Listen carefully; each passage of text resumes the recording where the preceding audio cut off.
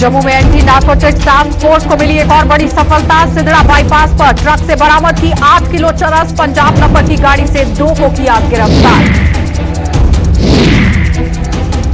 गिलानी के निधन पर पाकिस्तान में राष्ट्रीय शोक पर भाजपा ने हुर्रियत कॉन्फ्रेंस से प्रेम पर उठाए सवाल। पाकिस्तान को कश्मीर की बर्बादी का ठहराया जिम्मेदार। और लोसी भी सूरत में सुधरने का नाम नहीं ले रहे। मास्क ना पहनने की बजाय जेब ढीली करने के हो रहे तरजीह और मुकम्मल तरीके से पुलिस प्रशासन सख्ती बरतने को मजबूर। का स्वागत है, मैं हूं आपके साथ आशा सरमाल। चलिए शुरुआत करते हैं बुलेटिन की इस वक्त की बड़ी खबर से शुरुआत करेंगे। आपको बताते चले लगातार आप देखिए जम्मू में किस तरह से बड़ी कार्रवाई को अंजाम दिया गया है।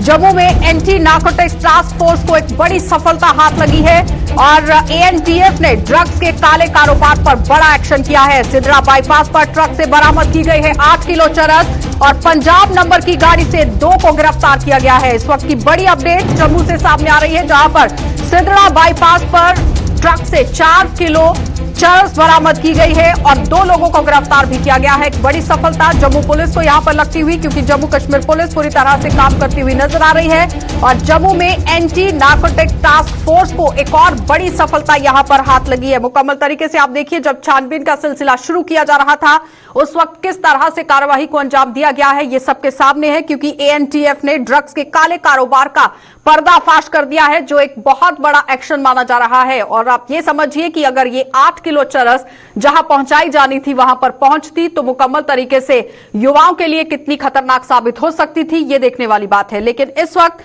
बड़ी अपडेट जम्मू से देखने को मिल रही है, जहां पर सिदड़ा बाईपास पर 8 किलो चरस बरामद हुई है। 2 लोगों को गिरफ्तार कर लिया गया है। पंजाब नंबर की ये गाड़ी है जिससे इन दोनों को गिरफ्तार किया गया है। किस तरह से पूछताछ हो रही है, इस पर जानकारी के लिए हमारे संवाददाता अनिल हमारे साथ जुड़ चुके हैं। अनिल, क्या कुछ अपडेट है?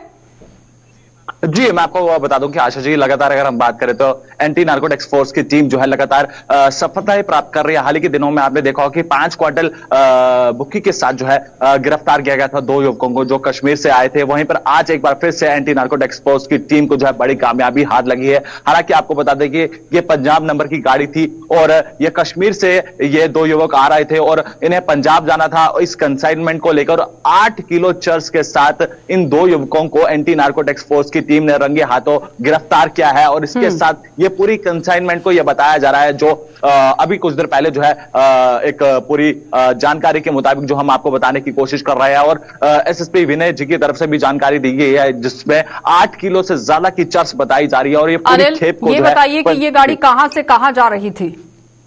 ये गाड़ी कश्मीर से आई थी और ये पंजाब की तरफ रुख कर रही थी। हालांकि ये पूरी कंसाइनमेंट को ये बताया जा रहा है कि मुंबई की तरफ रुख करना था, मुंबई के अंदर पहुंचाना था। आपने देखा होगा कि लगातार देश को और युवाओं को जो है वो खोखला करने का प्रयास किया जा रहा है और लगातार एंटी नार्कोटिक्स फोर्स की टीम जो है बड़ी सफलताएं प्राप्त कर रही है। और लगातार एएनटीएफ ने जिस तरह से 2 लोगों को गिरफ्तार किया है, उनसे कुछ पूछताछ हुई है? क्या कुछ उनकी तरफ से खुलासे किए गए?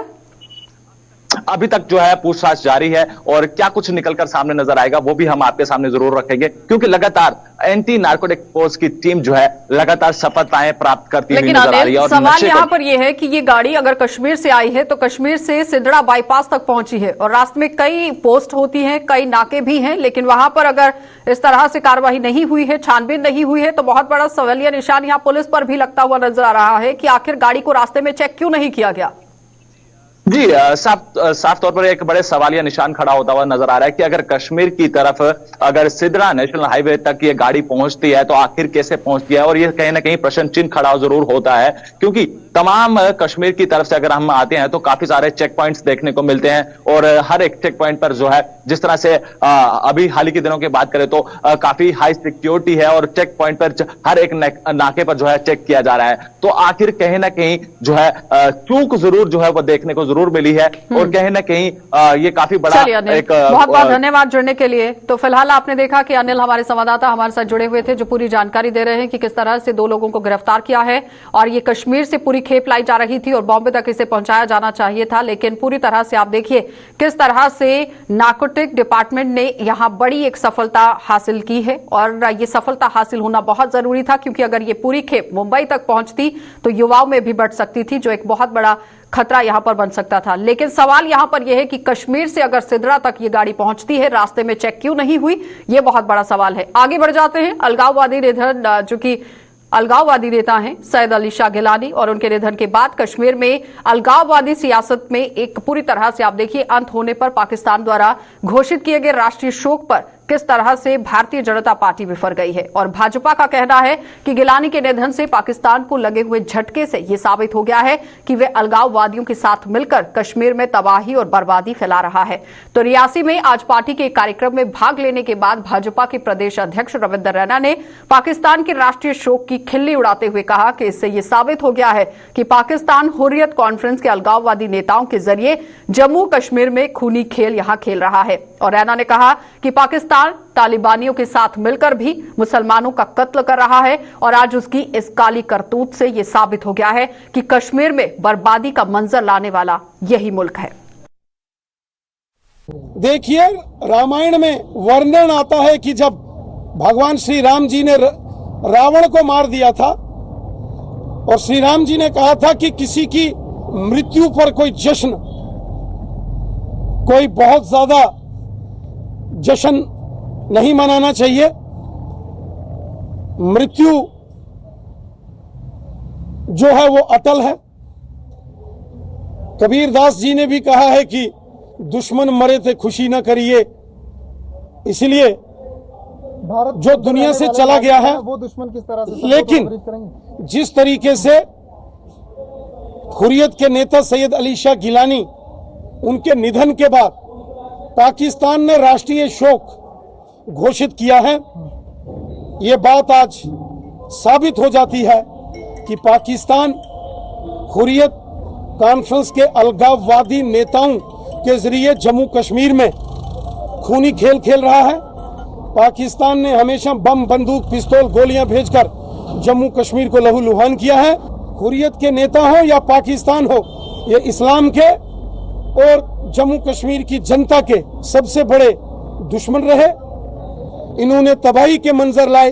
आज पाकिस्तान अफगानिस्तान के अंदर तालिबान को मजबूती देकर वहां के मुसलमानों का कत्ल कर रहा है, और पाकिस्तान कश्मीर में भी हुर्रियत के नेताओं को समर्थन देकर बम, बंदूक, पिस्तौल, गोलियां और हवाला का पैसा भेजकर कश्मीर को भी बर्बाद करने की साजिश पाकिस्तान ने की है। पाकिस्तान की इस करतूत से आज पाकिस्तान के काले कारनामे जग जाहिर हो गए हैं कि कश्मीर में बर्बादी के मंजर लाने वाला पाकिस्तान।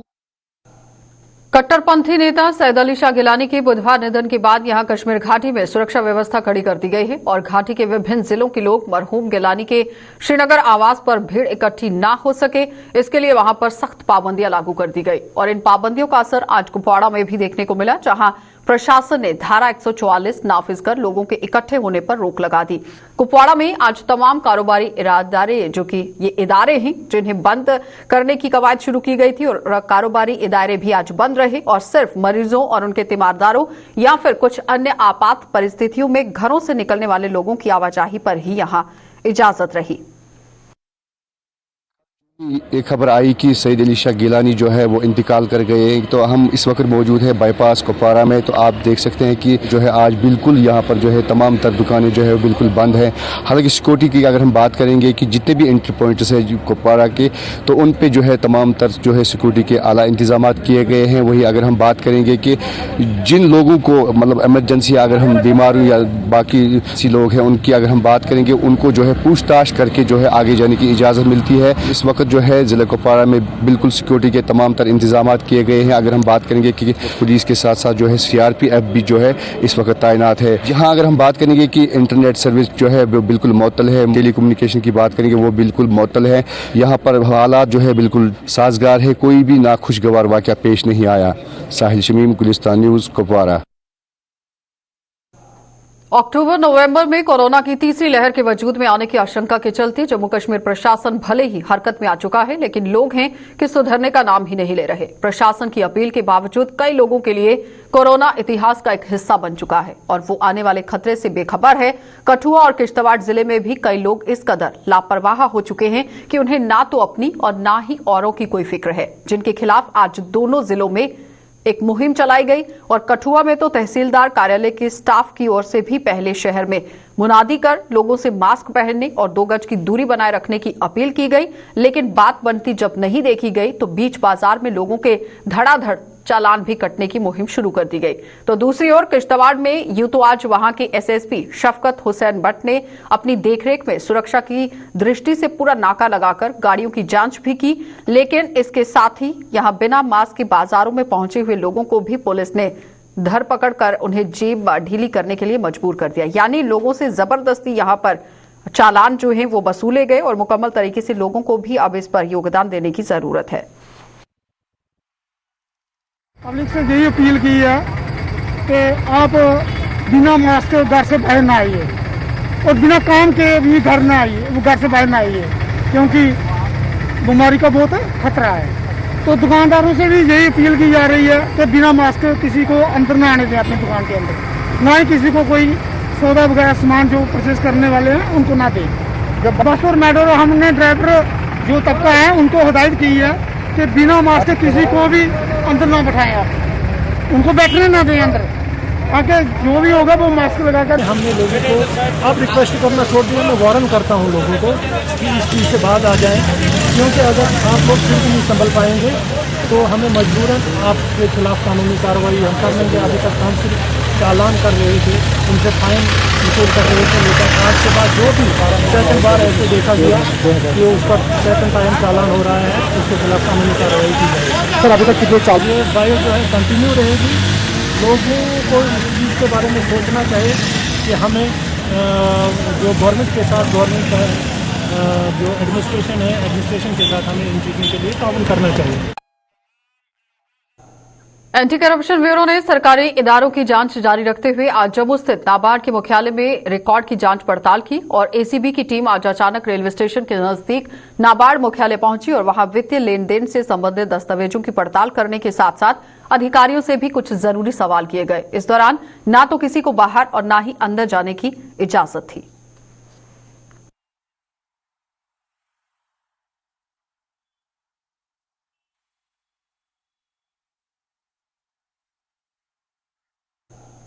तो देश की सरहदों की सुरक्षा में जुटी हुई भारतीय सेना ने एक बार फिर से समाज के प्रति अपना दायित्व निभाया और घाटी के कुपवाड़ा जिले में तैनात सेना की कुपवाड़ा जो कि टेरियर्स है, वहां पर अधिकारियों और जवानों ने जिला अस्पताल को सैकड़ों यूनिट रक्तदान कर कई अहम जिंदगियों को बचाने में अपना योगदान दिया। जिला अस्पताल के सहयोग से पाताहिरी गैरिसन और इस शिविर का आयोजन भी किया गया था, जिसमें अधिकारियों को और जवानों ने भी यहां रक्तदान किया।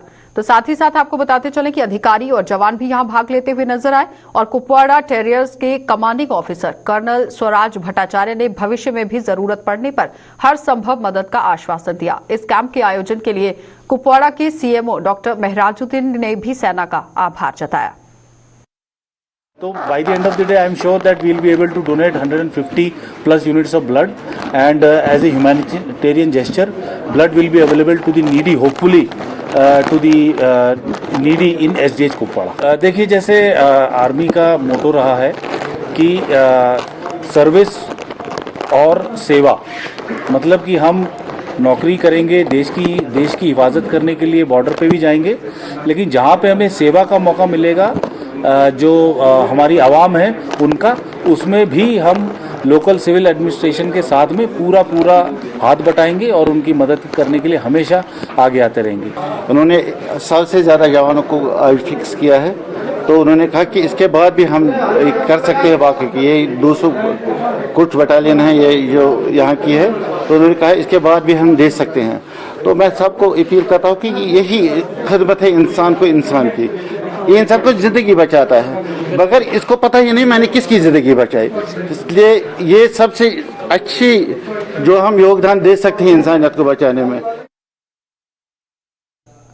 प्रधानमंत्री ग्राम सड़क योजना के तहत सड़क बनाने का सर्वे होने के बावजूद ये सुविधा न मिल पाने पर डोडा की भाला तहसील गांव के लेरोत गांव के लोगों को दिक्कतें अब यहां झेलनी पड़ रही हैं और लेरोद गांव के लोगों का मुख्य ये आरोप है कि अभी तक ये सड़क नहीं बन पाई है और सड़क तक पहुंचने के लिए एक पनडंडी का सहारा लेना पड़ता है और उनके लिए जी का जंजाल भी ये साबित हो रहा है।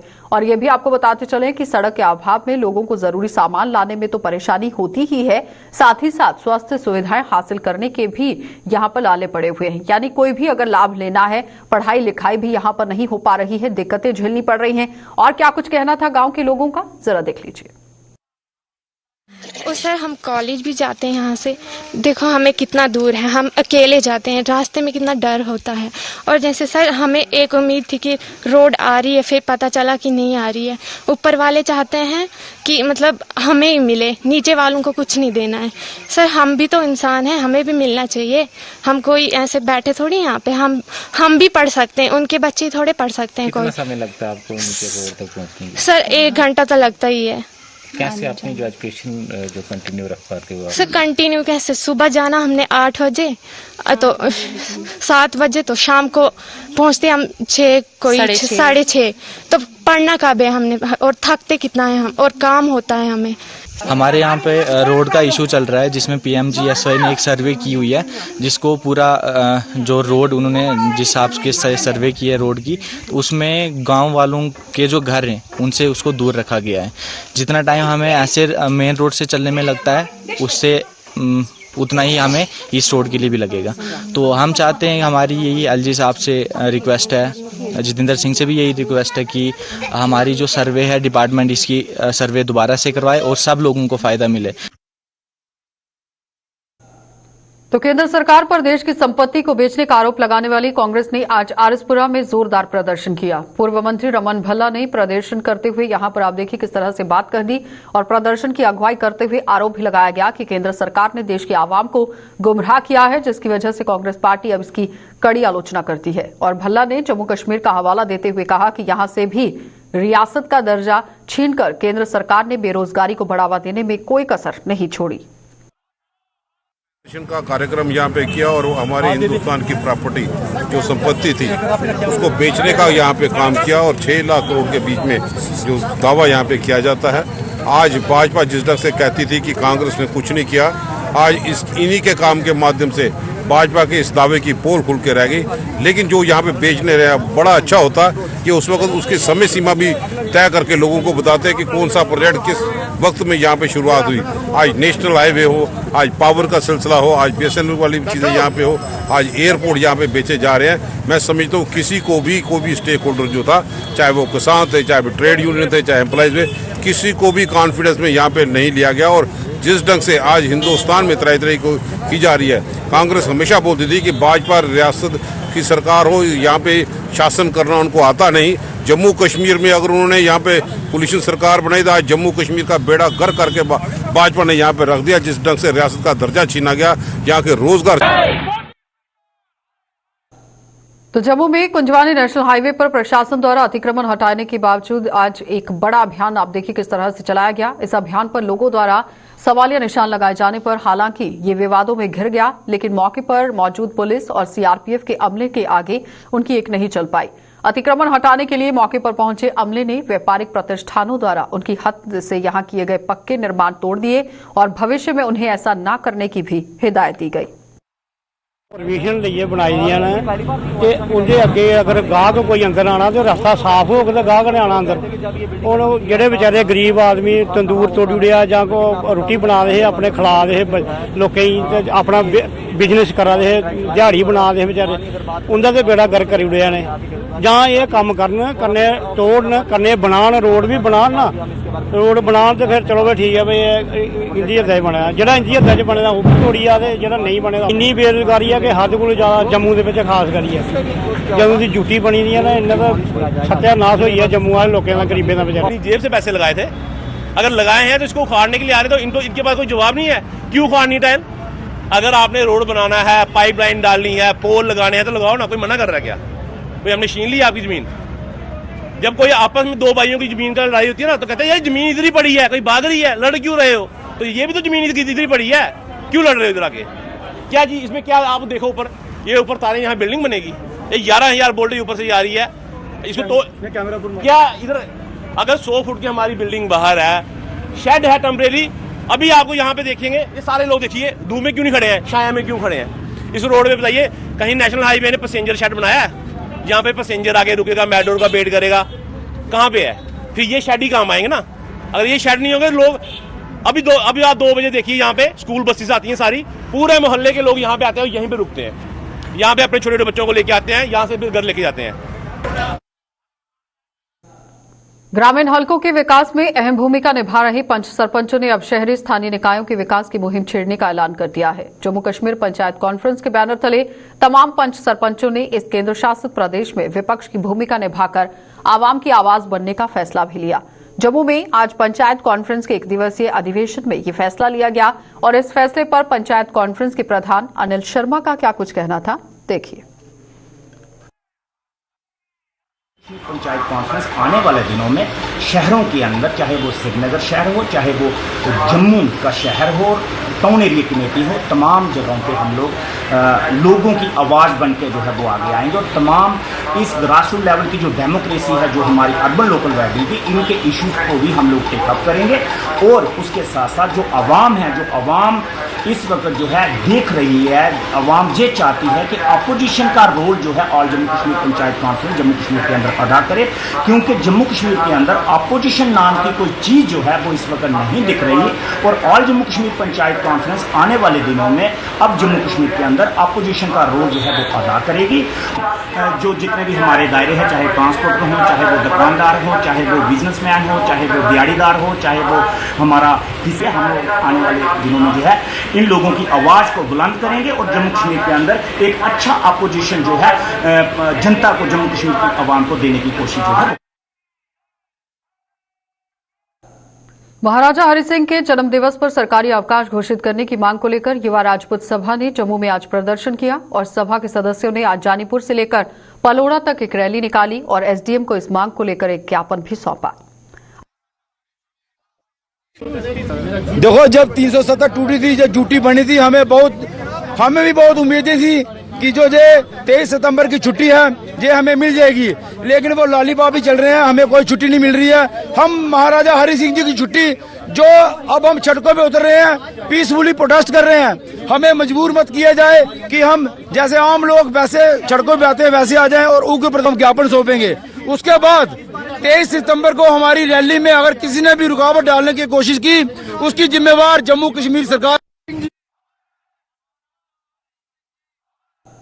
तो शिक्षा विभाग के बड़े स्तर पर धांधलियों का आरोप लगाते हुए पैंथर्स पार्टी ने जम्मू में आज प्रदर्शन किया और पैंथर्स ने आरोप लगाया है कि सरकारी और निजी स्कूल भ्रष्टाचार का अड्डा बन चुके हैं और इनमें नियम कानूनों की जमकर धज्जियां उड़ाई जा रही है। पैंथर्स चेयरमैन हर्षदेव सिंह ने आरोप लगाया कि जिस तरह से बच्चों के अभिभावकों को आए दिन जेबें ढीली करनी पड़ रही हैं और वो सरासर राइट टू एजुकेशन एक्ट का उल्लंघन है। आज राइट टू एजुकेशन जो है वो एक फंडामेंटल राइट बन चुका है और right to education act Jammu Kashmir में लागू हो चुका है और ये कानून कहता है कि प्राइवेट स्कूलों में 25% सीटें जो है फ्री दी जाएंगी गरीब बच्चों को। इन सीटों के ऊपर गरीब बच्चों का अधिकार होगा, लेकिन ये 25% सीटें जो है वो प्राइवेट स्कूल आज की तारीख में भी पिछले 2-2.5 सालों से बेच रहे हैं। इस कानून के आने के बावजूद बेच रहे हैं और शिक्षा विभाग के अधिकारी उनको खुली छूट दे रहे हैं। उनको पूरा जो है वो उनको शय दी जा रही है, कोई कार्रवाई इन प्राइवेट स्कूलों के खिलाफ नहीं की जा रही है। इसी तरीके से सरकारी अधिकारी भी जो है वो बच्चों को लूट रहे हैं, क्योंकि कानून ये कहता है कि 1ली से 8वीं जमात तक किसी भी किस्म की फीस सरकारी स्कूलों में बच्चों से नहीं ली जा सकती। और जो मिली भगत चल रही है शिक्षा विभाग के अधिकारियों की और प्राइवेट स्कूल्स के बीच में, जिसके तहत एक लूट खसूट का धंधा पनप रहा है जम्मू कश्मीर के अंदर, इसका पर्दाफाश होना चाहिए और इन अधिकारियों। चलिए, बुलेटिन में फिलहाल इतना ही। देश और दुनिया की खबरों के लिए आप बने रहिए हमारे साथ।